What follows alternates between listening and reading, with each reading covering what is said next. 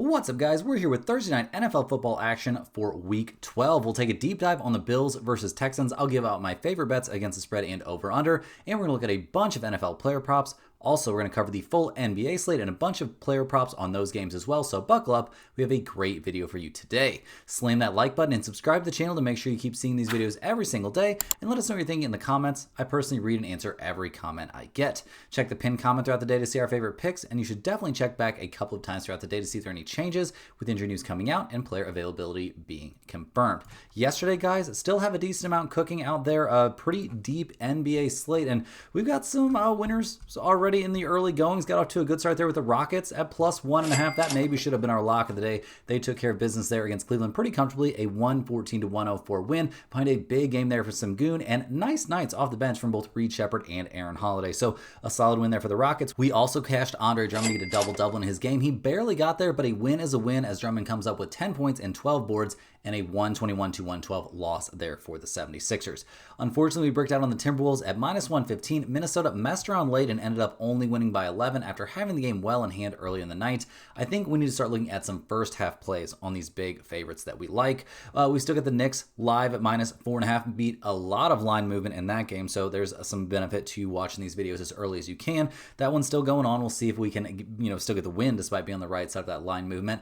We cashed the Kings at plus 18 as our dog of the day. Another nice win there for the dog of the day as Sacramento keeps it very competitive down the stretch there to eventually lose 99-113. The Thunder keep reeling off wins, but they are conserving their strength where they can and not trying to run up scores on their opponents. So we'll take the win there. Unfortunately, we fell into the same trap with Denver that we did with Minnesota. The Nuggets really never let this game be in doubt, but I guess we should have went with the money line pick or something similar because they let themselves get outscored 35-28 in the fourth quarter to backdoor cost us our lock of the day. They only win this one 125-118. So very annoying there, but still a chance to have a positive day if the Knicks come through for us. It would be another 4-2 day. So let's hope that can happen, guys. We've got some football to cover here. Also, we're going to break down the entire premium slate, see how those went, and looking like a potential undefeated day there on the college basketball side. Already locked in profit there, cashing Bethune-Cookman plus 6.5 and Mount St. Mary's plus 19.5. So potentially a 3-0 day there if St. Mary CA can come through for us in the second half of their game. They're already leading. We need them to win in a blowout though, so we'll see if it can happen. But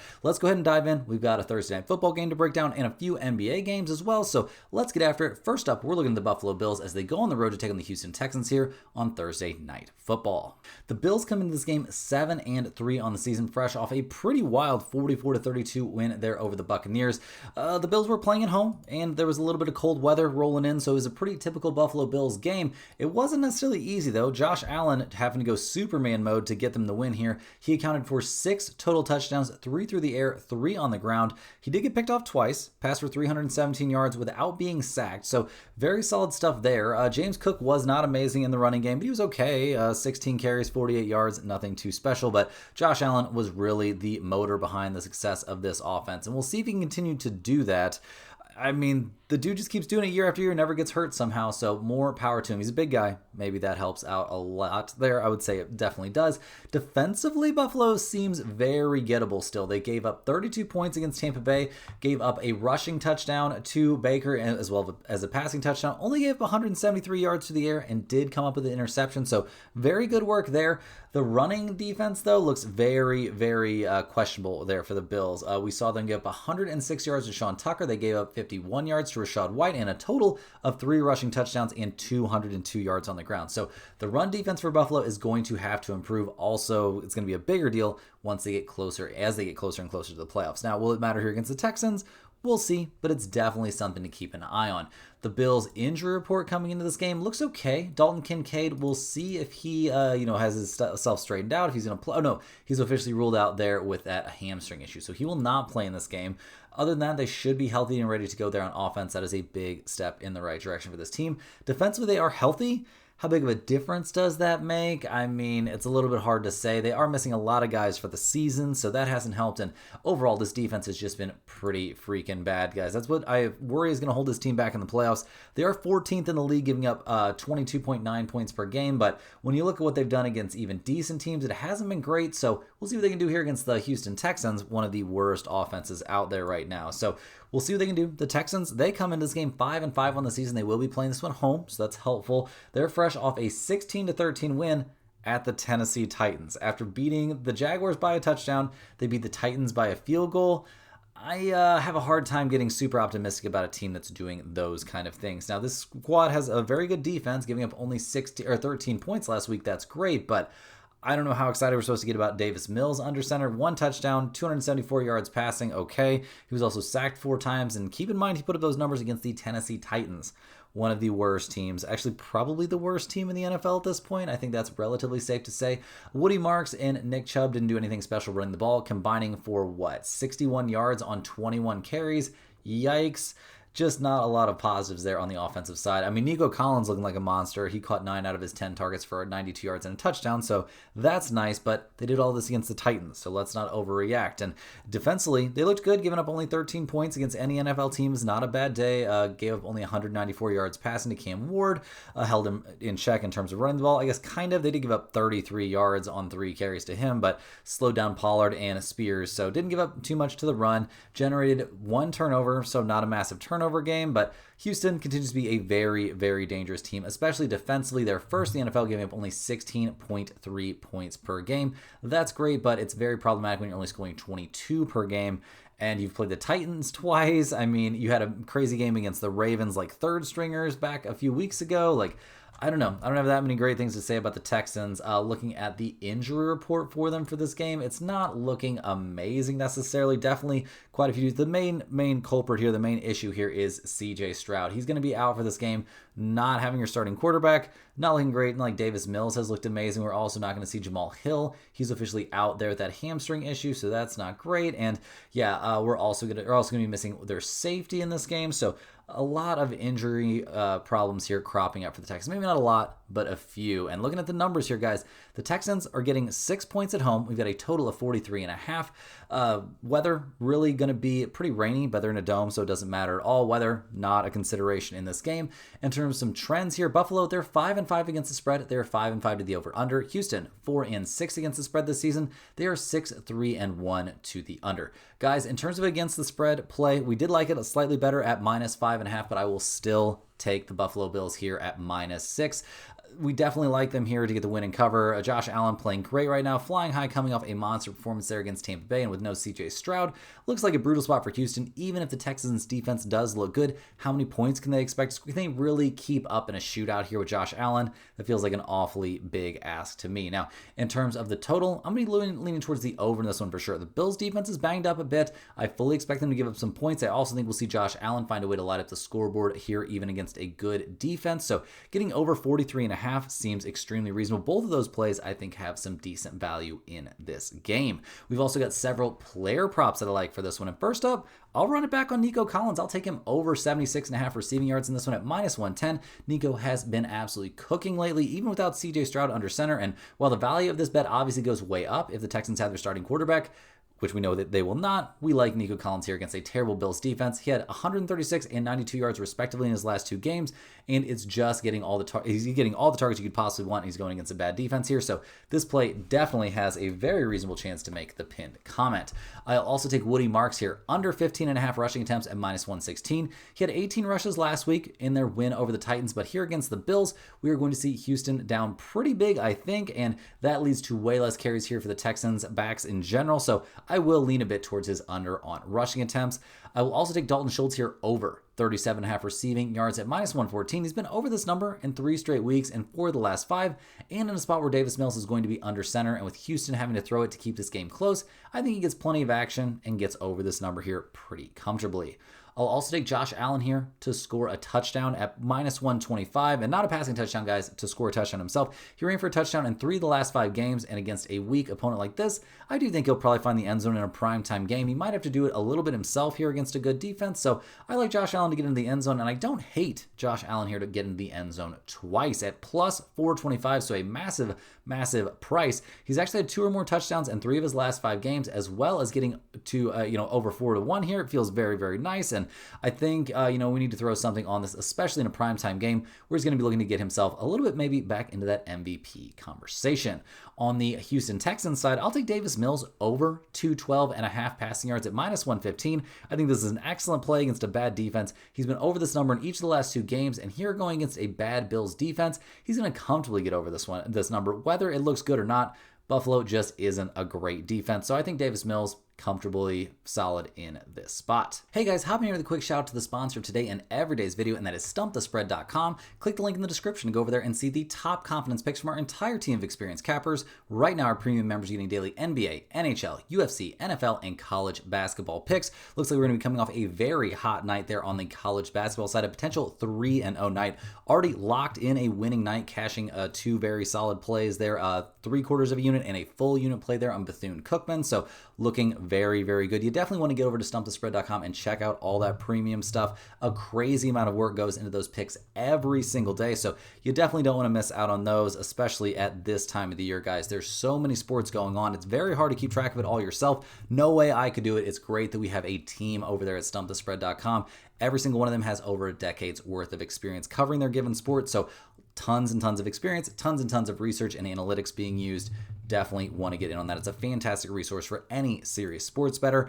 Also, guys, get over to StumpTheSpread.com and check out the free stuff. We cashed our free pick yesterday. It was on the Arizona Wildcats +6 there, and they got a straight-up win over UConn. So I guess we should have took them on the money line because that was a very, very nice showing there from an Arizona team that's looking really, really good. So great value there in the premium section, but also some value for free there in the free pick section at StumpTheSpread.com. So get in on that. Check out that free-to-use bet size calculator over there at StumpTheSpread.com. Make sure you're not overextending your bankroll on a daily basis.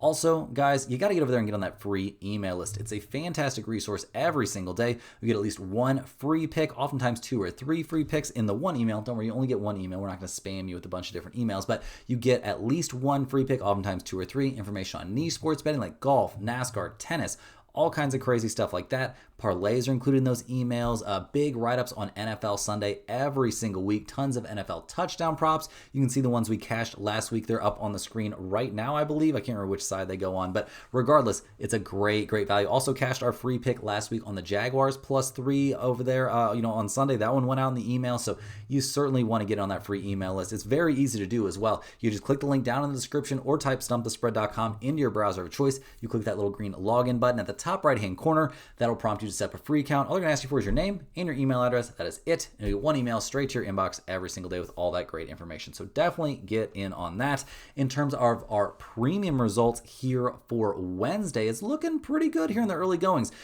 St. Mary's CA is big favorites. That game is still live. We'll see if they can come up with the win and cover for us to make it a 3-0 day on college basketball, because we already cashed Mount St. Mary's. They're getting nearly 20 points. They played a very competitive game in that one, and Bethune-Cookman +6.5 is a full unit play. That one came through as well. We've got the Bulls -3.5 there. They're at halftime right now against Portland. They're up by 4, so headed in the right direction. Josh Giddey did a double-double. That's still obviously very up in the air. On the NHL side, we did break out on our underplay, but still have the Wild live here at time of recording, and college football picks stay red hot 2 days in a row, cashing on standalone games. Miami of Ohio coming away with a very comfortable win there. Not even question mark whether they would cover that 1.5. So looking very good over there on the premium side, guys. Definitely get over to StumpTheSpread.com and get in on that if you're interested. And also, if you're a huge fan of what you're seeing from us here every single day, you can click that little join button right below the video to sign up for a YouTube channel membership.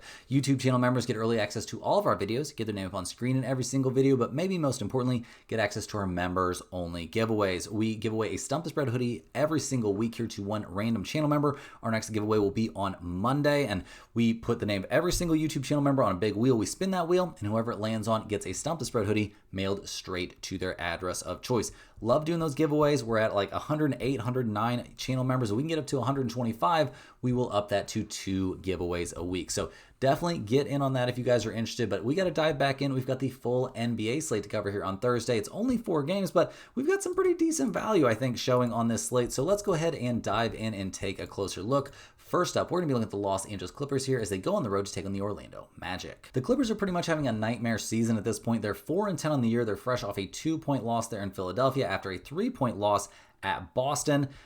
Things are just not working out. They've dealt with some injuries. There's all kinds of off-court distractions going on, and James Harden can only do so much out there feels like by himself. A lot of people were very, very high on this team in the offseason. I didn't fully buy into the hype, but I definitely thought they would be better than this. In their loss against the 76ers, Harden had 28 points. We got 11 points there from John Collins. Zubac had 14 points and 13 boards, but the bench, I mean, Batum had 11 points off the bench, but nobody really distinguishing themselves that much off the bench. As a team, they shot 12 of 39 from 3. That is not great. They were even on the boards. They did a decent job getting to the free throw line. Mostly Harden did, but it was just a rough night out there. They end up losing. Giving away a lead. They're getting outscored 25-37 in the fourth quarter. They had zero answer for Tyrese Maxey, who put up 39 points on them, and I also had no answer there for Quentin Grimes coming off the bench. So another bad day out there for the Clippers. They've got to be feeling at least fairly depressed at this point. Kawhi, his injury situation continues to be super up in the air. We knew he won't play in this game, so cool. At least we get a little bit of clarity, but I have little to no idea, and I don't think anybody besides maybe Kawhi and his team have any idea when he's potentially going to be back out there. But without Kawhi, things have been looking very, very bleak. Derrick Jones Jr. being out doesn't help. Bradley Beal, while he wasn't helping at any point, maybe there was an idea that he would help at some point. Well, now he's out for the season too. So things are just going from bad to worse there for the Los Angeles Clippers. They're heading to Orlando to take on the Magic, who just took down the Warriors 121-113. At 8-7 on the season, they're making a way for themselves despite some pretty big injuries. In that win over the Warriors, Franz Wagner, he was 0-3 from 3, but had 18 points, 7 of 17 from the field, 8 rebounds, 3 assists. He was a +5, so not a bad night from him. Tristan da Silva coming into the starting lineup. He looked very, very reasonable as well. Nice day out there from Desmond Bane, who's really finding his way. 23 points from him, 7 of 16 from the field. They won this game despite shooting only 8 of 32. That's 25% from three-point range. So a very, very good night out there from the Orlando Magic. 21 points from Anthony Black coming off the bench. That's somebody that needs to get more minutes on this team. I will say that for sure. So we'll see what they can do here. They are playing at home. They're playing a struggling opponent. Paolo Banchero doesn't seem, he's officially out for this game. Really not a lot of clarity when he'll be back. Groin injuries like that can be a little bit tricky. So we'll have to wait and see on him, but everybody else is rested and ready to go for this game for Orlando. And looking at the numbers, they're actually 5.5-point favorites at home. We've got a total of 220.5. The Clippers, they are 4-10 against the spread. They are 8-6 to the over. Orlando 7-8 against the spread. They are 8-7 to the over. I think over 220.5 is pretty reasonable in this game. I think we'll see enough scoring to get over a very, very reasonable number. In terms of a side, I have a little bit of a hard time taking the Clippers here to win this game by at least 6, or the Magic to win this game by at least 6, but with how bad the Clippers have been, we are going to side with the Orlando Magic here at -5.5. I think they find a way to get the job done here. I think their defense will definitely slow down, not stop, but slow down Harden, and really, who else is going to pick up the slack here for the Clippers? So far this season, that answer has been no one. We've also got a couple player props that we like for this game, and first up, I'll take John Collins under 19.5 points plus rebounds at -106. He's been under this number in all of his last 5 games, and the Magic do not play with a ton of pace or give up a lot of easy buckets inside. So I just struggle to see Collins having some kind of breakout performance in this one. I think he's once again going to have some pretty pedestrian numbers. On the Magic side, I'll take Jalen Suggs under 18.5 points plus boards at -130. I don't see Suggs having some massive game here, even though he's playing at home. He's going up against a Clippers team and going to have to do a lot on the defensive end. And with Zubac under the basket, I don't think he's going to be grabbing a ton of rebounds. So I think this could be a game where he struggles to put up tons of points or tons of boards. So I think his under here is pretty reasonable. Next up, guys, we're looking at the Sacramento Kings going on the road to take on the Memphis Grizzlies. The Kings came through there for us yesterday. A 14-point loss for them, but when they're getting 18.5 points, that's good enough for me. Now, in that game, they had no answer for SGA. They didn't have an answer for really anything the Thunder wanted to do, which is not a big shock. In terms of production, I mean, DeMar DeRozan, a big letdown night after having a huge night. He had only 17 points, 21 off the bench for Dennis Schroeder, but it took him 21 shots to get those 21 points. They shot the ball pretty mediocre from 3, 8 of 28. They also only shot 65% from the free throw line, so that's not great. But they did stay even on the boards there against the Thunder. And this is a game where we didn't see a Sabonis play, so it was far from the full squad there for the Kings. And also, going up against that Thunder defense is just the worst. So honestly, the Kings played okay. We'll see what they do here playing on back-to-back nights. That's not the easiest thing to do. We don't have a super updated injury report, although I do believe Keegan Murray is going to make his season decent debut in this game, so that should help. I don't see anything that's indicating he's going to be on some crazy minutes limit. I mean, he's coming off a thumb issue, so shouldn't have any issue like really being tired. Sabonis, we don't have a ton of clarity on whether or not he's going to play in this game. He missed the game against the Thunder due to a knee issue. I'm not sure how serious that is, so keep an eye on the injury report for him. The Kings will be going on the road in this one to take on the Grizzlies, who are also having a terrible season. They're 4-11 on the year. They're fresh off a 111-101 loss there in San Antonio. They've dropped 5 in a row, albeit all against playoff teams, but it hasn't looked good. They were competitive there against the very banged up Spurs for quite a while, but ended up letting the Spurs just walk away from them there in the last couple minutes. Jaren Jackson Jr., 18 points in his 33 minutes, only 2 personal fouls. He's really figured out that fouling thing. As a squad, the Grizzlies shot the ball pretty okay from 3, but by the end of the night, they were down to 31%. They only shot 9 free throws in the game, but we only saw the Spurs shoot 13, so it wasn't a crazy free throw game. They did dominate the boards in this one. To out-rebound your opponent 59-38 and still find a way to lose by 10, pretty crazy stuff there. So we'll see if they've got a bounce back in him. Having Zach Edey back is definitely helpful, but this bench is pretty thin. Although I will say Cam Spencer playing really, really well coming off the bench. So we'll see if that impacts this game. Looking at the injury report, Ja going to be out for this one, going to be out for a while. Jaren Jackson Jr. finds himself on the injury report as well, and he's officially doubtful for this game due to a sprained right ankle. So no Jaren Jackson Jr., no Ja. That is not a great recipe here for the Memphis Grizzlies. They are 2-point favorites, though, despite that injury news. We've got a total of 234.5. The Kings, they're 4-10 against the spread this season. They're 8-6 to the over, but they are 2-0 against the spread on no rest. So keep that in mind. They, obviously playing last night in Oklahoma City. Oklahoma City to Memphis, not too bad of a trip. Now, the Grizzlies, they are 4-11 against the spread this year. They are 10-5 to the under. I don't have much of a lean on the total in this game. Maybe a slight lean towards the under since both teams are a bit banged up. But in general, I'll take the Kings here getting points in this one. I don't think they're going to be really resting anybody. There's not going to be a lot of guys, playing in this game for the Grizzlies. I think Sacramento sees this as a chance to grab a win, and some of these guys a nice chance to audition for other teams. So I'll take the Kings here +2 as a small lean, but on a short slate, I do say that Sacramento here as an underdog does have some value. Next up, guys, we've got the Philadelphia 76ers going on the road to take on the Milwaukee Bucks. The 76ers are 8-6 on the season. They're coming off a 121-112 loss there on Wednesday against the Raptors. Now they got to go from Philadelphia to Milwaukee. Not a crazy flight, but obviously not fun to be getting on the plane after a loss. In that loss, the 76ers got what you expect from Maxey. A very good day, 24 points, 8 of 14 from the field, 5 of 9 from 3. He did play 39 minutes, and now he's got to play on back-to-back nights. I mean, apparently, we'll see how that goes. VJ Edgecombe, it took him 20 shots to get his 21 points, but he played okay. He played 37 minutes, 34 minutes from Andre Drummond, somebody who I think might have a really rough time playing on back-to-back nights. 21 points from Quentin Grimes. He's been playing really well coming off the bench. And as a team, they shot 14 of 35, which is 40% from 3, and still managed to find a way to lose, despite out-rebounding Toronto by 10. Not a great look there. And obviously, we don't have the most updated injury report here for the 76ers. We'll see who actually plays. Oubre, Paul George, and Embiid have all been missing time. Oubre still not going to be back for quite a while here. Going to be at least a couple more weeks. Paul George dealing with his knee issue. Didn't play against Toronto. We'll see if he'll play in this one against the Bucks. And Embiid still, he didn't play against Toronto. Apparently, he's not far from coming back, but we'll see. If he does play, he's only going to play like maybe 15 to 20 minutes. So that doesn't move the needle too much for me. So we'll see what they can do here on the road in Milwaukee, taking on the Bucks, who are 8-7 on the season. They've just lost back-to-back games. The Cavaliers beat them their last time out there. The Bucks were in Cleveland, and we did have the Cavaliers in that game, but Giannis got hurt in that one. So that's going to be a big, big deal here, whether or not he's going to be able to go.